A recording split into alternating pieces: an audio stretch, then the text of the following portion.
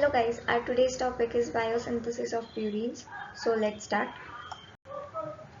We'll start with a very basic thing, that is, what is biosynthesis? In a very simple language, biosynthesis is a process that converts a simple molecule to a complex product in living organism. Next. Coming towards the next slide, it is about purines and pyrimidines. Now we all know these are the nucleotides which built up our DNA and RNA molecule. But I want to ask you that we as a medical student, why it is important to study the synthesis process of these nucleotides? First thing is that they built up our DNA and RNA molecule. Yes. The second thing is that they produce energy in the form of ATP. Third thing is that this synthesis process consists of a flow of reaction which is carried out with the help of n number of enzymes. Now, if there is any defect or any enzyme is not working properly, it can lead to various diseases, and one of them is gout, which is given in our syllabus.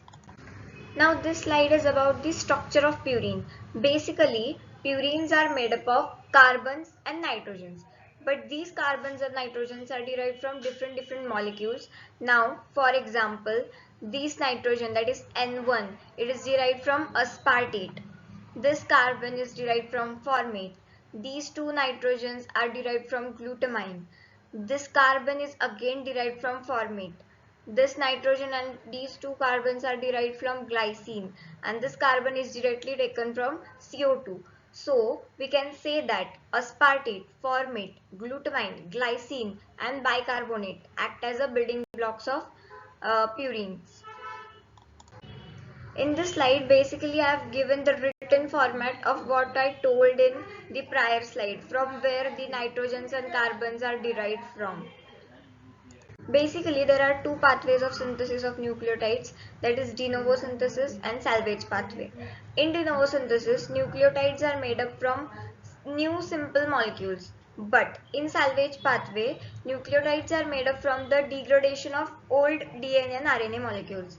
And one more thing about de novo synthesis is that this is not carried in RBCs and brain, but salvage pathway is carried out in almost all the organs of human being. There are three significant steps involved in de novo synthesis of purines. First is ribose 5-phosphate to IMP synthesis, that is ribose 5-phosphate is converted to IMP, that is inosine monophosphate. Then second step is synthesis of AMP from IMP, that is AMP is synthesized from IMP. AMP is adenosine monophosphate. And the third step is synthesis of GMP from IMP, that is guanosine monophosphate is synthesized from IMP. This is basically the overview of purine de novo synthesis, that is PRPP, phosphoribosyl pyrophosphate is converted to IMP, that is inosine monophosphate.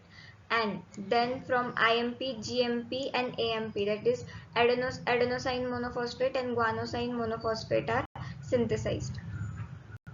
There are various steps involved in purine biosynthesis, that is adenine and guanine. I have written all the steps over here in these slides, but I want to explain you with the help of structures.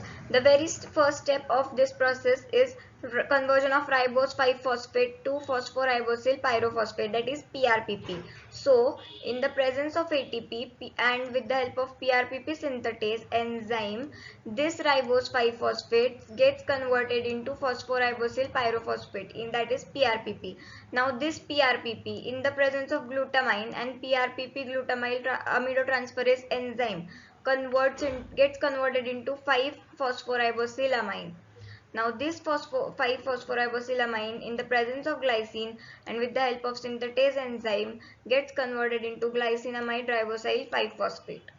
Now this N10 formyl tetrahydrofolate with the help of formyl transferase enzyme converts this glycinamide ribosyl 5-phosphate into formyl glycinamide ribosyl 5-phosphate. Now in the presence of glutamine and synthetase enzyme, this formyl glycinamide ribosyl 5-phosphate gets converted into formyl glycinamidine ribosyl 5-phosphate. Now again it reacts with ATP with the help of synthetase enzyme. This formyl glycinamidine ribosyl 5-phosphate get converted into 5-amino imidazole ribosyl 5-phosphate. Now carboxylation occurs, that is CO2, and with the help of carboxylase enzyme, 5-amino imidazole 5-ribosyl phosphate converts into 5-amino imidazole carboxylate ribosyl 5-phosphate. Now this reacts with aspartate and ATP with the help of synthetase enzyme. It gets converted into, that is 5-amino imidazole carboxylate ribosyl 5-phosphate gets converted into 5-amino imidazole 4-succinyl carboxylamide ribosyl 5-phosphate. Next, this 5-amino imidazole 4-succinyl carboxamide ribosyl 5-phosphate reacts with formate with the help of adenosuccinate lyase enzyme. It gets converted into 5-amino imidazole 4-carboxamide ribosyl 5-phosphate.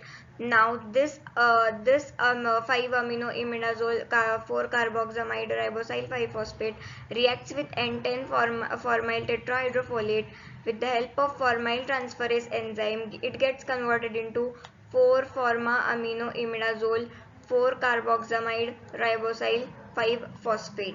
Now there is addition of H2O, and with the help of cyclohydrolase enzyme, this 5-amino imidazole pharma-amino imidazole 4-carboxamide ribosyl 5-phosphate gets converted into ionosine monophosphate, and this is our final product of first step, that is synthesis of IMP, that is ionosine monophosphate. Now we have seen the first step of purine de novo synthesis, that is synthesis of IMP. Now we'll see the next two steps, that is synthesis of AMP and GMP from IMP. Now firstly, this IMP reacts with aspartate and GTP, and with the help of adenyl succinate synthetase enzyme, it gets converted into adenosyl succinate. Now this adenosyl succinate reacts with formate, and with the help of adenyl succinase enzyme, it gets converted into IMP, that is adenosine monophosphate. Now on the other hand, this IMP reacts with NAD plus, and with the help of IMP dehydrogenase enzyme, it gets converted into xanthosine monophosphate. Now this xanthosine monophosphate reacts with glutamine, ATP and H2O.